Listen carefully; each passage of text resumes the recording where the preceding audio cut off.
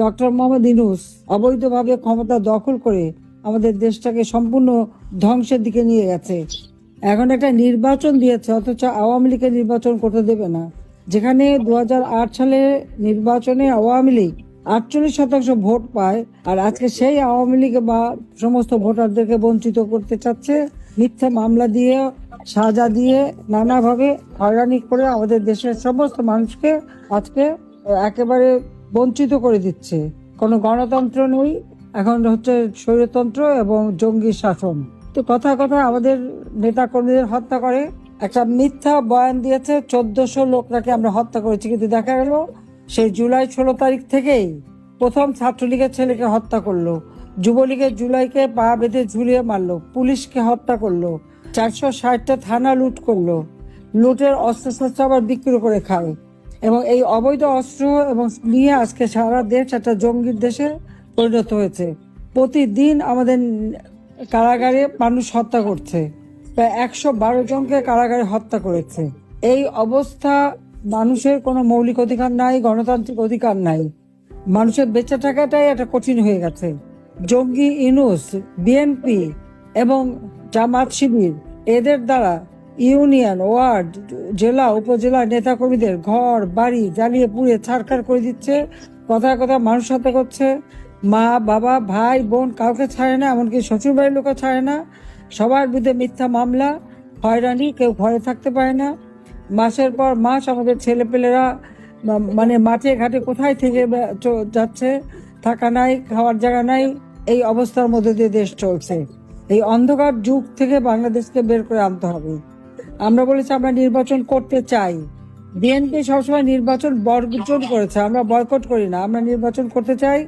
আওয়ামী লীগের উপর থেকে যে আওয়ামী লীগের যে নিষেধাজ্ঞা, সেই নিষেধাজ্ঞা প্রত্যাহার করতে হবে, আওয়ামী লীগের উপর থেকে নিষেধাজ্ঞা তুলে নিতে হবে, আওয়ামী লীগকে ইলেকশন করতে দিতে হবে।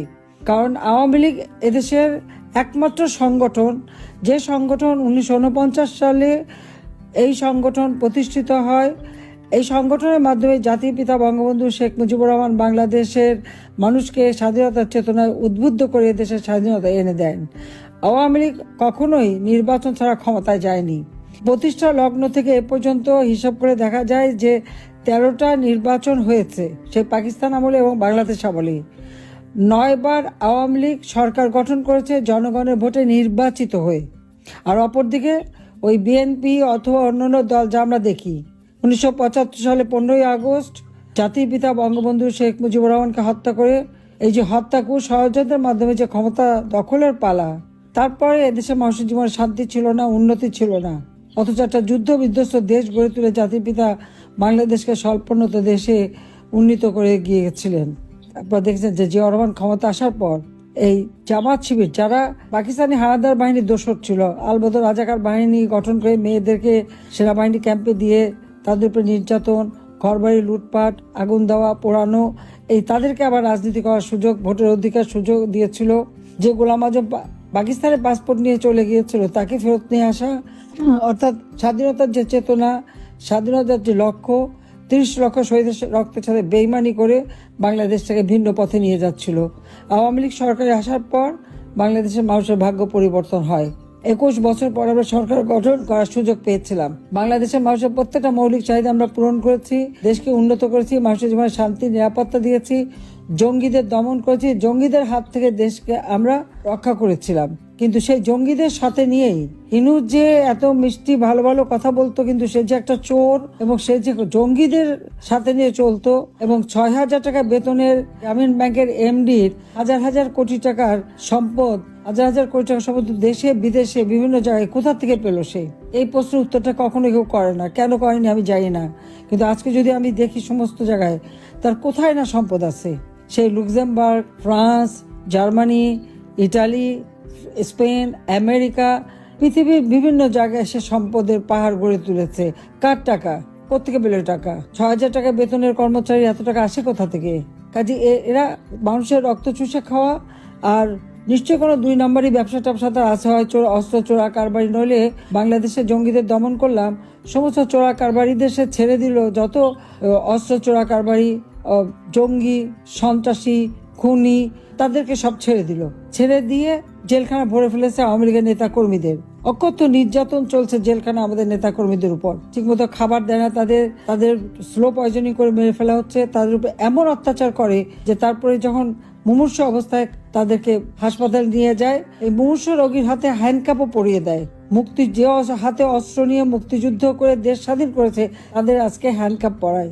আর যারা এদেশের স্বাধীনতার বিরোধিতা করেছে এবং মা বোনদের পাকিস্তানি হানাদার বাহিনীতে তুলে দিয়েছে, বুদ্ধিজীবী হত্যা করেছে, গণহত্যা চালিয়েছে, আজকে তাদের গলায় ফুলের মালা ওঠে আর আমাদের মুক্তিযোদ্ধাদের অপমাননা করে, সমস্ত স্মৃতির জন্য মুছে দিয়েছে।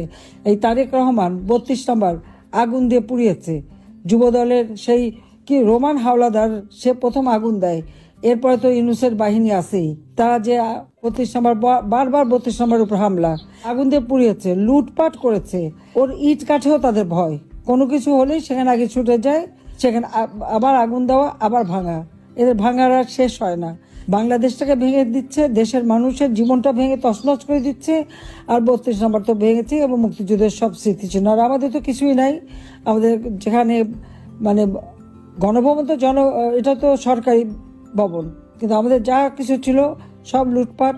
মানে আমাদের যেখানে যা ছিল, আওয়ামী লীগের প্রত্যেকটা মানুষের বাড়ি লুটপাট করেছে। এটা লুটপাট চুরি ছাড়া আর কিছু যায় না। আজকে নির্বাচন নামে প্রহসন করে তারা ক্ষমতায় যেতে চায়, জনগণের ভোটের অধিকার হরণ করতে চায়। কাজে এই অবস্থা থেকে দেশকে মুক্ত করতে হবে। যে আমাদের কথা স্পষ্ট, আওয়ামী লীগের উপর থেকে এই নিষেধাজ্ঞা প্রত্যাহার করতে হবে, আওয়ামী লীগকে নির্বাচন করার সুযোগ দিতে হবে। আমি ডক্টর ইউনূসকেই চ্যালেঞ্জ করি, সে আসুক না, ইলেকশন করে দেখুক, জনগণের ভোট নিয়ে ক্ষমতা যাক। কাজে এই লোকটা আমাদের দেশটাকে ধ্বংসের দিকে নিয়ে গেল। তার দোসর হলো এই জিয়াউর রহমান, যেটা রেখে গেছে তার সন্তান, যে 17 বছর পর যে মুচলেখা দিয়ে চলে গিয়েছিল জীবনে রাজনীতি করবে না, 17 বছর পরে দেশে ফিরে এসেছে। আর সেই সাথে জামাত, শিবির, এনসিপি পার্টি নামে আরেকটি পার্টি, যত জঙ্গি এরা সব এক হয়েছে। কারণ তারা জানে যে আওয়ামী লীগ ইলেকশন করলে জনগণ আওয়ামী লীগকে ভোট দেবে, তাই কিভাবে সে ভোট চুরি করবে এখন সেই তালে আছে। কাজে এই অবস্থার থেকে দেশকে মুক্ত করবার জন্য আমি সবাইকে আহ্বান জানাই, এবং যে যেখানে আছেন আপনারা ওখানে স্থানীয় রাজনীতিবিদ, সরকার, তাদের সামনে তুলে ধরতে হবে যারা কত ফ্রড আর আওয়ামী লীগের নামে মিথ্যা কথা বলেছে। 1400 লোক নাকি আমি হত্যা করেছি। 1400 লোক কোথায় হত্যা করলাম? তারা বললো, জাতিসংঘ আবার সেই রিপোর্ট লিখলো, অথচ দেখা গেল মাত্র 600 জনকে তারা আর্থিক সহায়তা দিয়েছে, প্রজ্ঞাপন জারি করেছে 800 জনের। তো বাকি কারা? আর এই হত্যা তো আমরা করিনি।